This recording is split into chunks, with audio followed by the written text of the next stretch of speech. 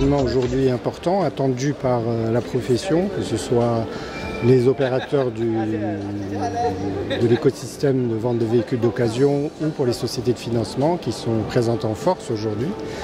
Et donc aujourd'hui le salon prend de l'ampleur avec beaucoup plus de participants, beaucoup plus de véhicules proposés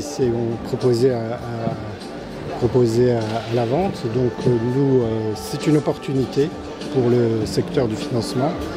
Le marché de l'occasion présente un potentiel très important.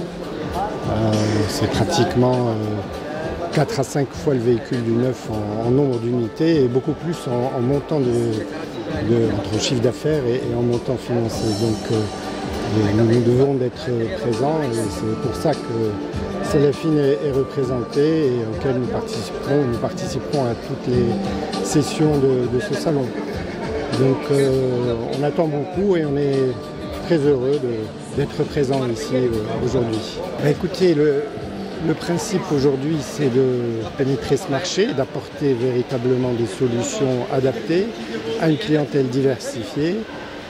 Beaucoup de particuliers, nous voulons cibler cette clientèle et le problème du financement du véhicule d'occasion, c'est de pouvoir réunir sur une même plateforme un client vendeur, un client acheteur, une société de financement et puis des facilitateurs comme le groupe Autonews qui organise ce salon ou les autres opérateurs de véhicules d'occasion.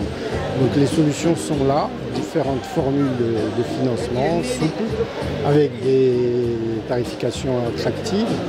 Et c'est un véritable challenge puisque, comme je le disais, c'est un potentiel énorme et un relais de croissance important pour notre secteur. Alors, pour parler spécifiquement du marché de l'occasion, la croissance est très importante, mais on part de très bas puisque ça n'existait pas.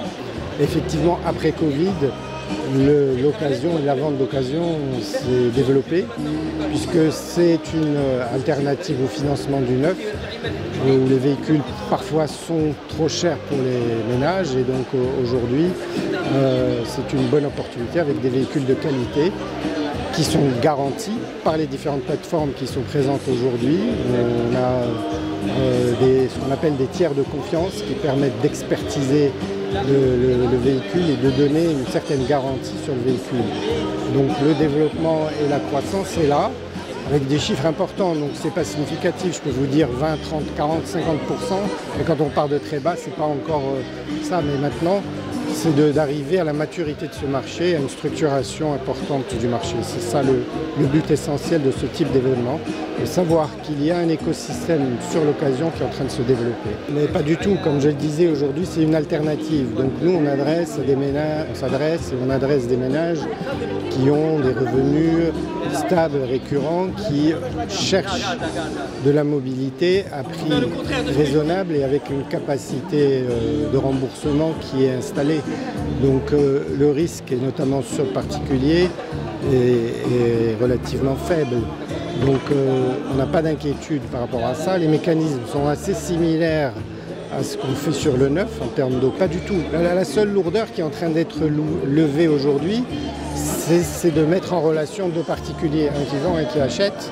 Et au milieu, il faut garantir que le véhicule est en bon état, qu'il n'y a pas de problème sur le véhicule, qu'il n'est pas affecté ou grévé par des garanties ou des hypothèques ou des nantissements, etc. Donc tout ce mécanisme administratif est assuré notamment par les différentes plateformes de vente de véhicules d'occasion et les vendeurs eux-mêmes qui s'organisent en conséquence. Donc notre idée, c'est d'accompagner cet écosystème, que le marché se structure et qu'on aille beaucoup plus loin. Et il y a d'autres solutions qui vont peut-être adresser le grand public, puisque aujourd'hui on adresse encore une toute petite partie du potentiel du véhicule d'occasion. Il y a encore beaucoup d'opérations qui se traitent de gré à gré sans intermédiaire et qui peuvent poser parfois des problèmes aux acheteurs et aux vendeurs.